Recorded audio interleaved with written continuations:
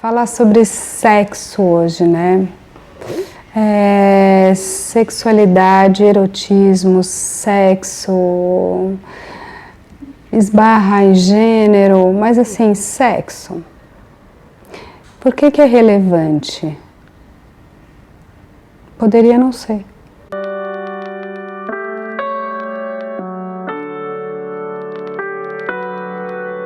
Poderia ser um assunto que a gente já ultrapassou, ok, tem sexo, a gente faz sexo, pensa em sexo, mercantiliza sexo e tudo bem.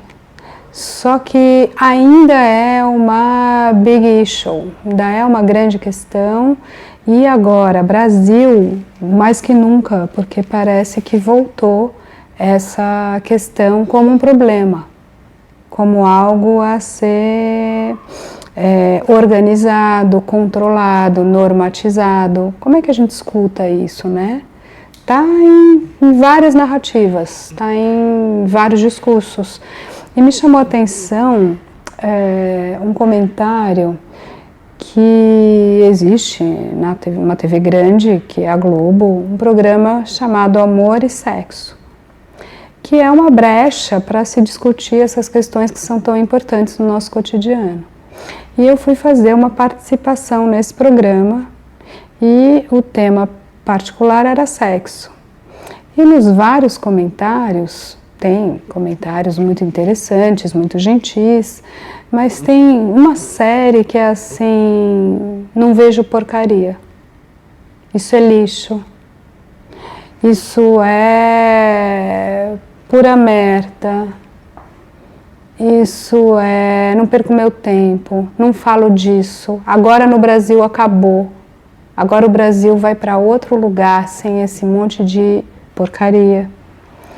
E assim, aí eu me pergunto, por que será que a gente insiste em associar sexo, e a gente está pensando em sexo genital, onde tem genitálias, com uma fase anterior, uma outra forma de descoberta do humano, do seu próprio corpo, que é toda a relação anal. Cocô, porcaria, o que se separa do corpo, o que é limpo, o que é sujo. Toda essa problemática é importante para os bebês entrarem em relação com isso, né? Então, assim, retomando um pouco, não é que é uma ordem clássica e tal, mas todo mundo já ouviu falar, né? Fase oral, fase anal, fase fálica e depois fase genital. E de alguma maneira a gente se higieniza e a gente vai, na nossa cultura, recalcando um pouco a nossa própria produção. E a gente teve um jeito peculiar de se afastar do que a gente produz, dizendo é sujo, é cocô, é caca, não põe a mão, tem doença, infecta. Então a gente tem uma relação um pouco problemática, talvez, com aquilo que é o nosso produto, mas é real que é interessante você limpar e você deixar aí, não é um higienismo puro. Mas a gente talvez não precisasse ter tanto medo da infecção. A gente não precisasse achar porcaria, tanto. Agora, o mais curioso é que a gente passa essa fase e a gente pega um resto dela, esse cocô, esse lixo, essa porcaria, e a gente transita isso para a sexualidade genital. Pergunta, por quê? Qual sentido faz isso? A sexualidade, o erotismo, pode ser um grande encontro com o outro, uma dança incrível, com palavras, sem palavras, com fantasias, com uma dose, um tempero de violência, menos, loucura, perda de si, conhecimento do outro, de si mesmo. Pode ser incrível. Por que que a gente tem tanto medo dessa entrega, dessa relação?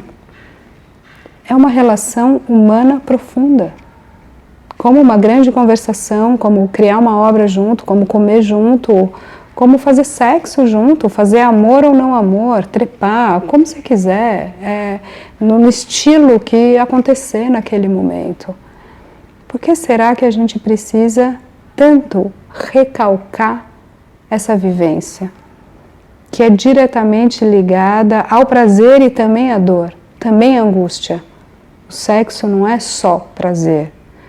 O orgasmo não é puro prazer e nirvana e pronto. Também tem o logo depois, tem o vazio, tem associação com outras coisas, tem todas as fantasias, enfim, tem toda uma complexidade que a gente vai escutar e eventualmente analitizar caso a caso. Cada um na sua análise vai descobrir a sua própria sexualidade, onde erotiza, onde desperta, né? Qual é o gatilho, o que é tesão, o que te faz vivo, o que te faz indiferente, onde pulsa, é pulsão. Então a gente volta na conversa lá do início, por que tanto medo da pulsão? Por que tanta angústia diante das forças fundamentais que te movem? É vida, é você, é potência, é hiperpotência, é criação. Então, ao longo da história, a gente tem períodos, a gente alterna vastos períodos de fruição dessas forças e vastos períodos de recalque.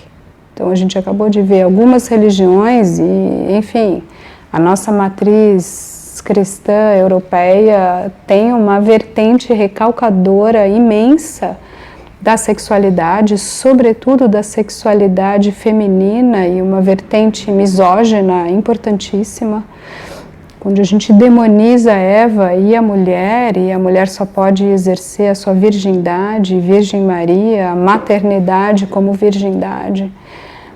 Enfim, não faz sentido a gente hoje manter esse tipo de narrativa, ainda mais que a gente desenvolveu aparatos técnicos de comunicação, de transmissão de informação, de som e imagem, que, claro, adivinha, potência, força da pulsão. Número 1 de conteúdo na grande teia da internet, sexo. Isso diz, né? Isso diz que talvez não seja porcaria, que talvez não seja alguma coisa que a gente não queira, que a gente não goste. Pelo contrário, a gente quer, a gente gosta, a gente precisa, a gente apreende, a gente cria. Então, ok, talvez a gente possa assumir isso. A gente possa assumir isso, talvez não nos separe nem do mistério, nem do divino, nem do outro, nem do melhor de nós mesmos. Pelo contrário. Então, talvez a gente já possa ter a coragem, a força de bancar uma outra relação com a sexualidade e vivê-la, exercê-la.